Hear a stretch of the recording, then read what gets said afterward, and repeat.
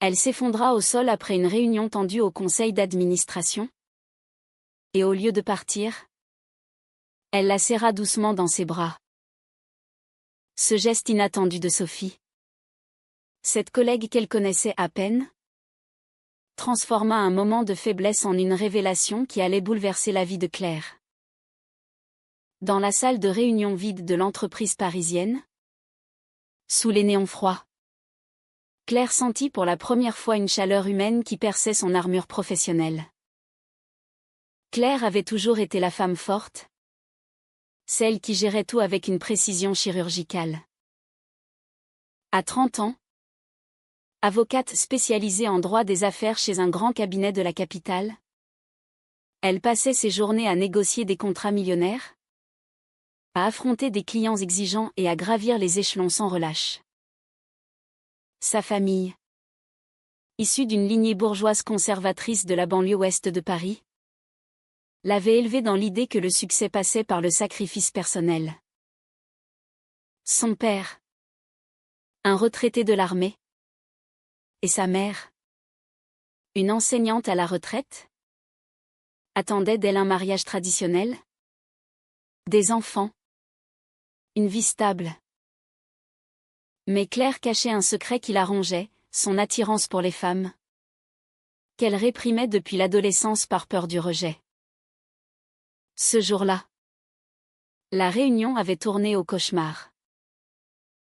Un client important avait remis en question son expertise, l'accusant implicitement de partialité en raison de son genre. Claire avait tenu bon, argumenté avec brio. Mais à l'intérieur, elle bouillonnait.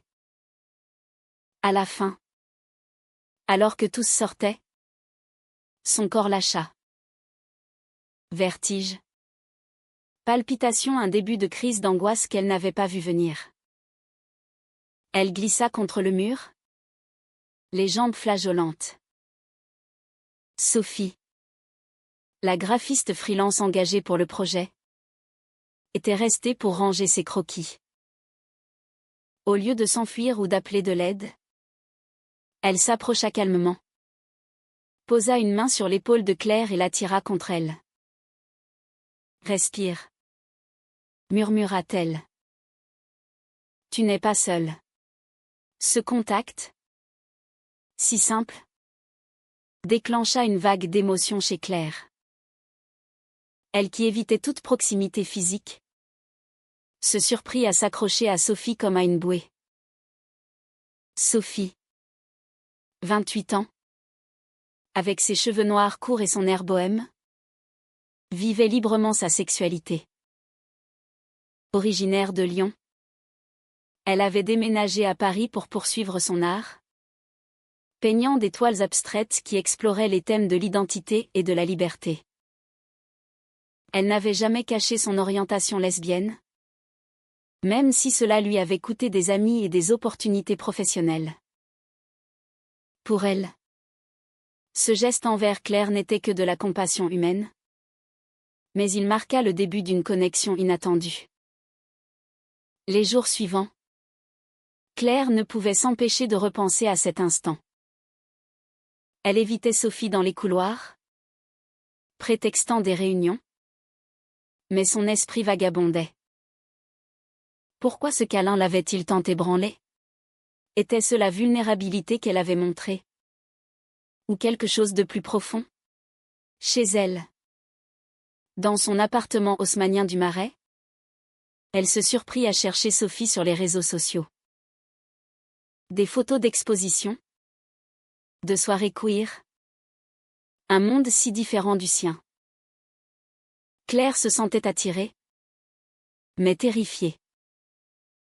Sa sœur aînée, mariée et mère de 2 enfants, l'appelait souvent pour la presser de trouver quelqu'un. Tu es belle, intelligente.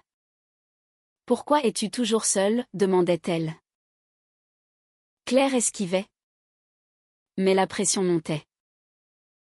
Un soir, après une longue journée, Claire croisa Sophie à la machine à café. Comment vas-tu depuis l'autre jour ? Demanda Sophie avec un sourire doux. Claire rougit, balbutia une excuse et s'enfuit. Mais Sophie ne lâcha pas. Elle envoya un message professionnel, puis personnel, si tu veux en parler. Je suis là. Claire hésita, puis accepta un café après le travail. C'était le début. Elles parlèrent d'art, de droit, de Paris. Sophie raconta son coming out à 18 ans, le rejet de sa famille catholique, mais aussi la liberté qu'elle avait gagnée. Claire écouta, fascinée, sentant une étincelle s'allumer en elle. Pourtant, le doute s'insinuait. Claire savait que s'engager dans cette voie signifierait affronter sa famille. Son père, avec ses vues traditionnelles, la verrait comme une déception. Et au travail ? Le cabinet était conservateur, une rumeur pourrait ruiner sa carrière. Elle décida de garder ses distances. Mais Sophie persistait, avec une gentillesse qui la désarmait. Un dîner improvisé. Une promenade le long de la Seine. Claire se surprit à rire, à se confier. Pour la première fois, elle se sentait vue. Non comme l'avocate implacable, mais comme une femme avec des failles. La tension montait. Claire recevait des appels de sa mère, insistant pour qu'elle vienne au dîner familial dominical. Amène quelqu'un. Si tu as un ami, disait-elle. Claire imaginait amener Sophie l'horreur. Elle refusa, prétextant du travail. Mais intérieurement, le conflit rageait. Était-ce une trahison envers elle-même de nier cette attirance ? Ou une protection nécessaire ? Sophie, de son côté, sentait la réticence de Claire. Elle avait vécu des rejets, des cœurs brisés par des femmes non assumées. Allait-elle risquer à nouveau ? Le premier vrai test vint lors d'une soirée d'entreprise. Sophie y était invitée. Claire, nerveuse, but un verre de trop. Dans un coin discret, elle avoua, « Je ne sais pas ce que je fais. » Sophie la regarda intensément. « Moi si. Mais c'est à toi de décider. » Ce soir-là, elles s'embrassèrent pour la première fois, dans l'ombre d'un parc adjacent. Un baiser doux, chargé d'émotions, qui scella leur lien naissant. Mais le lendemain, Claire paniqua. Elle ignora les messages de Sophie, se plongeant dans le travail. Le prix de cette connexion, la peur de tout perdre. Les semaines suivantes furent un tourbillon d'émotions contradictoires pour Claire. Elle alternait entre des moments d'euphorie avec Sophie et des crises d'angoisse solitaires. Sophie, patiente mais ferme, refusait de se cacher. « Je ne veux pas être ton secret », disait-elle lors de leur rendez-vous clandestin dans des cafés discrets de Montmartre. Claire acquiesçait. Mais au fond, elle luttait contre des années de conditionnement. Sa famille organisait une réunion pour l'anniversaire de son père, et l'idée de mentir sur sa vie l'arrangeait. Un après-midi, alors qu'elle marchait dans le jardin des Tuileries, Sophie prit la main de Claire. Celle-ci la retira instinctivement, jetant un regard autour d'elle. « Et si quelqu'un nous voit » murmura-t-elle. Sophie s'arrêta, blessée. « Qui ? Tes collègues ? Ta famille ? Ou toi-même ?» La dispute éclata. Claire accusa Sophie d'être trop insistante. Sophie répliqua que Claire vivait dans la peur. Elles se séparèrent en colère. Mais le soir même, Claire appela, en larmes. J'ai peur de te perdre. Sophie pardonna. Mais posa une condition, parle-moi de ta famille. Qu'est-ce qui te retient? Claire raconta tout, l'éducation stricte, les attentes sociétales, le poids du regard des autres. Sophie écouta, puis partagea son propre passé. À Lyon, ses parents l'avaient mise à la porte après son coming out. Elle avait dormi chez des amis, travaillé comme serveuse pour payer ses études d'art. Ça m'a brisée, mais ça m'a reconstruite plus forte. Claire admira sa résilience, mais douta de la sienne. Et si je ne suis pas prête? Sophie répondit, personne ne l'est jamais complètement. Mais le silence te tue à petit feu. La pression familiale s'intensifia. Sa mère l'invita à un déjeuner avec un ami de la famille, un avocat divorcé qu'elle voyait comme un parti idéal. Claire accepta, par devoir, mais le repas fut un supplice. L'homme, charmant mais insipide, flirta ouvertement. Claire feignit l'intérêt, mais rentra chez elle écœurée. Elle appela Sophie, qui sentit la distance. Tu as vu quelqu'un d'autre? Demanda-t-elle. Claire nia. Mais le mensonge pesa. C'était une trahison? Pas physique, mais émotionnelle. Elle se sentait piégée entre deux mondes. Au travail, les choses se compliquèrent. Un collègue, jaloux de sa promotion imminente, répandit des rumeurs sur sa vie privée instable. Claire se demanda si quelqu'un les avait vus ensemble. Elle confronta Sophie, on doit être plus discrète. Sophie explosa, discrète? Ou invisible? La dispute culmina en une séparation temporaire. Sophie partit pour une exposition à Marseille, laissant Claire seule avec ses démons. Pendant cette absence, Claire affronta un miroir intérieur. Elle relut de vieux journaux intimes, où elle confessait ses attirances adolescentes pour des amis. Elle appela sa sœur, sondant le terrain, et si j'aimais une femme? Sa sœur rit, toi? Impossible. Tu es trop normal. Ce mot blessa Claire profondément. Était-ce cela? Être normal? Renier son cœur? Elle décida de tester les eaux avec sa famille. Au dîner dominical, elle mentionna vaguement une amie spéciale. Son père fronça les sourcils, amie? Ou plus? On n'a pas besoin de ça dans la famille. Sa mère changea de sujet. Mais le malaise plana. Claire rentra dévastée. Elle avait entrevu le rejet potentiel, et cela la terrifia. Pourtant, l'absence de Sophie la torturait plus. Elle envoya un message, reviens. J'ai besoin de toi. Sophie revint, mais avec une réserve nouvelle. Elles reprirent, plus prudentes, mais la tension sous-jacente grandissait. Sophie proposa un week-end à la campagne, loin de Paris. Claire accepta, voyant cela comme une échappatoire. Dans une petite maison en Normandie, elles vécurent des moments d'intimité pure, parlant des heures, riant de tout. Pour la première fois, Claire se sentit libre. Mais le retour à la réalité fut brutal. Un appel de sa mère, ton père est malade.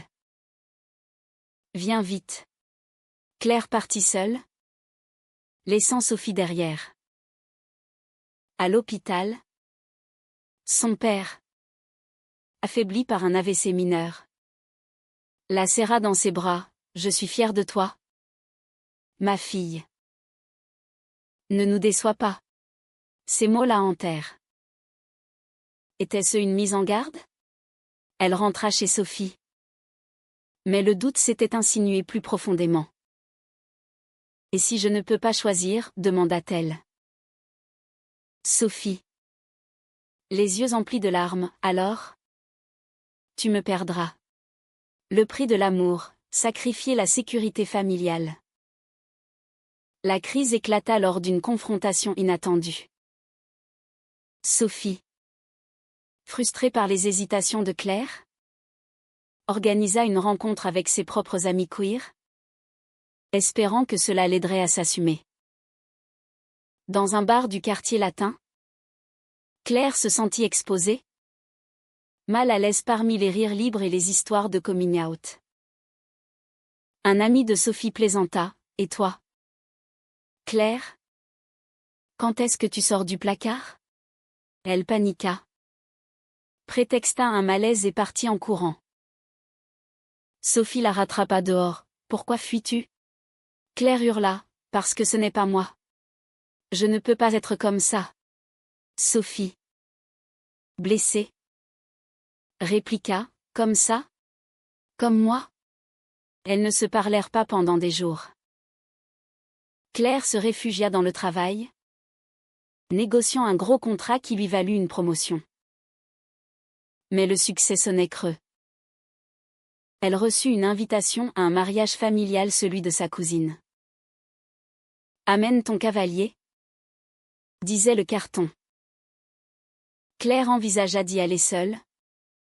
Mais sa mère insista, « Prends cet avocat que tu as rencontré. » Par faiblesse, elle accepta. Le soir du mariage, dans une salle élégante près de Versailles, elle dansa avec lui, feignant le bonheur. Mais intérieurement, elle pensait à Sophie. Sophie, de son côté, luttait contre sa propre douleur. Elle peignit une toile abstraite, des tourbillons de rouge et de noir représentant le chaos émotionnel. Un galeriste l'appela pour une exposition majeure, mais elle hésitait, craignant que Claire ne soit pas là pour la soutenir. Elle rencontra une ancienne amie, qui la tenta, « Oublie-la. Elle te fait souffrir. » Sophie résista, mais le doute grandit. Était-ce une trahison de persister avec quelqu'un qui la cachait? Claire rentra du mariage ivre de regret. Elle appela Sophie en pleine nuit, « Je t'aime. Mais je ne sais pas comment le dire au monde. » Sophie, épuisée, « Alors dis-le-moi. » D'abord. Elles se réconcilièrent, mais avec une fragilité nouvelle. Claire promit de parler à sa famille, mais repoussa sans cesse. Un incident au travail accéléra les choses, un collègue homophobe fit une blague sur les lesbiennes ambitieuses. Claire le confronta publiquement, défendant les droits LGBTQ+. Pour la première fois, elle se positionna.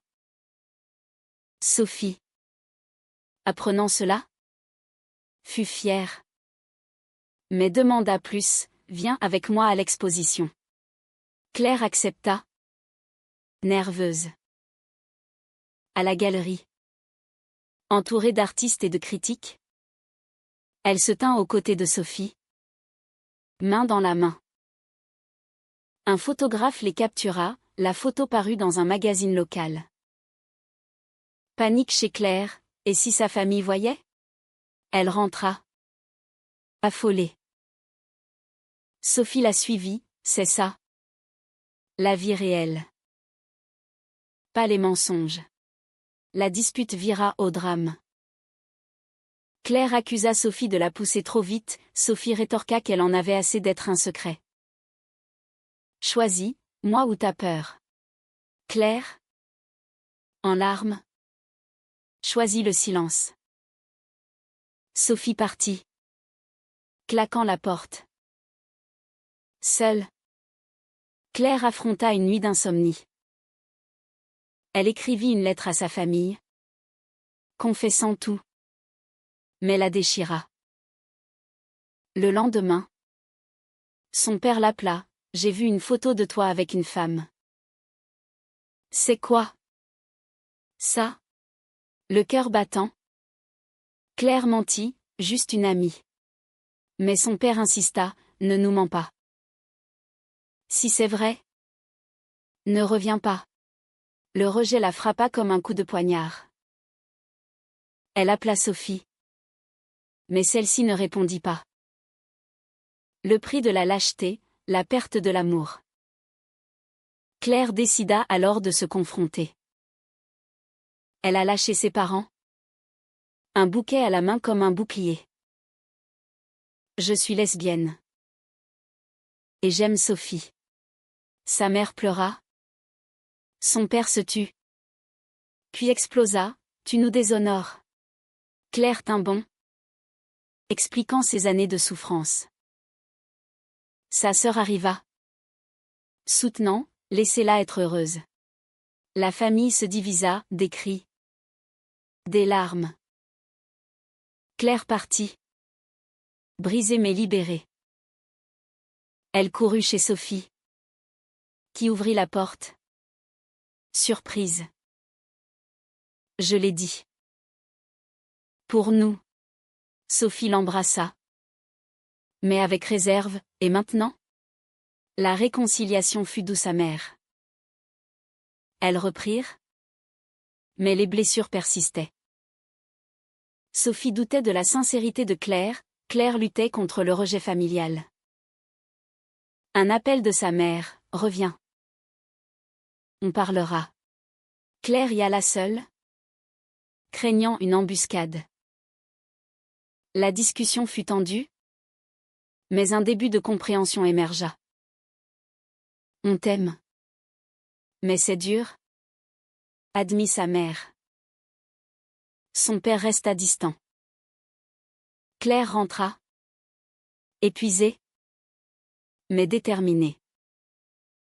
Les mois suivants testèrent leur relation comme jamais.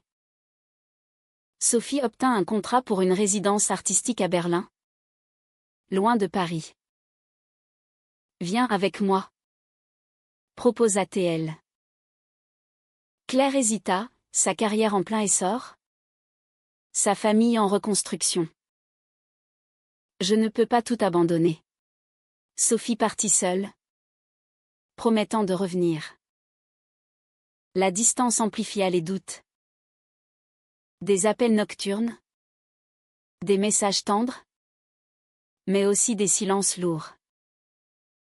Claire se surprit à flirter avec une collègue hétéro. Par habitude. Pour se rassurer. Rien de plus. Mais la culpabilité la rongeait. Était-ce une trahison ? À Paris, Claire affronta les conséquences sociales. Des amis de la famille la snobèrent au travail. Des regards en coin. Elle rejoignit un groupe de soutien LGBTQ+, y trouvant du réconfort. Une femme y raconta son histoire similaire, coming out tardif. Perte familiale. Claire se reconnut. Pleura. Elle appela Sophie, « Je grandis. Grâce à toi. » Mais Sophie, à Berlin, vivait une liberté nouvelle, entourée d'artistes ouverts. Elle rencontra une femme qui la courtisa ouvertement. Sophie résista, mais confia à Claire, « C'est tentant d'être avec quelqu'un qui n'hésite pas. » Claire paniqua, « Ne me quitte pas. » Le retour de Sophie fut chargé de tension. Elles se disputèrent sur l'avenir. « Je veux une vie ensemble. Pas à moitié, » dit Sophie. Claire promit. Mais un événement familial la mit à l'épreuve. L'anniversaire de sa nièce, toute la famille réunie. « Amène Sophie. » suggéra sa sœur. Claire accepta, tremblante. À la fête, dans la maison familiale, Sophie charma tout le monde avec son humour. Mais son père resta froid. Murmurant à Claire, « C'est une phase ?» Sophie entendit. Blessée. Sur le chemin du retour, elle explosa, « Je ne suis pas une phase. Je mérite mieux. » Claire la supplia, « Donne-leur du temps. » La trahison vint d'une source inattendue. La collègue jalouse de Claire, apprenant pour Sophie, envoya un email anonyme à la famille, des détails intimes. Des photos volées. Le père de Claire appela. Furieux, « C'est dégoûtant. Ne reviens plus. » Claire, dévastée, confronta la collègue, qui nia. Au travail, elle porta plainte pour harcèlement, risquant sa carrière. Sophie la soutint, on affronte ça ensemble. Mais intérieurement, Sophie doutait, valait-il la peine de tant souffrir? Claire décida d'un geste radical, elle quitta son cabinet pour un poste dans une ING défendant les droits LGBTQ+. Moins payant, mais aligné avec son cœur. Pour nous, dit-elle à Sophie. Celle-ci, touchée, accepta. Elles emménagèrent ensemble dans un appartement du 11e arrondissement. Un nouveau départ. Mais les ombres persistaient. Sophie reçut une offre pour une exposition permanente à New York. C'est mon rêve, confia-t-elle. Claire, terrifiée de la perdre, et nous? Sophie, viens avec moi. Claire refusa, invoquant sa famille. La dispute culmina, tu choisis toujours eux, hurla Sophie. Elle fit ses valises. Claire, seule, affronta le vide. Elle alla voir son père, implorant la réconciliation. Accepte-moi tel que je suis. Il céda légèrement, je t'aime. Mais je ne comprends pas. C'était un pas. Claire appela Sophie à l'aéroport, attends-moi. Elle courut. Arriva juste à temps. Je viens avec toi. Pour nous. Sophie pleura de joie. Elles partirent ensemble, laissant Paris derrière. Mais le voyage fut semé d'embûches, adaptations culturelles, disputes sur l'engagement. À New York, Sophie brilla.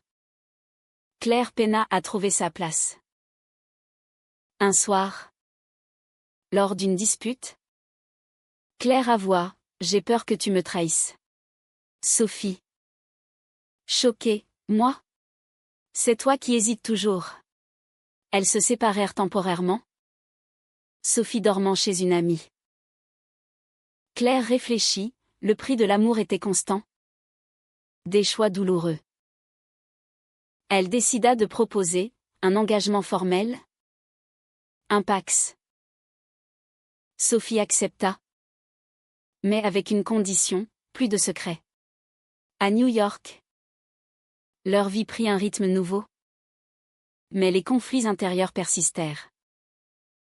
Claire, travaillant pour une association internationale, affrontait quotidiennement des histoires de discrimination qui résonnaient avec la sienne. Sophie, exposant dans des galeries branchées, gagnait en reconnaissance. Pourtant, les appels de la famille de Claire rappelaient le fossé, sa mère pleurait au téléphone. Son père restait muet. Claire se surprit à mentir sur leur vie, minimisant leur relation. Sophie le découvrit, encore des mensonges. La confiance s'effrita.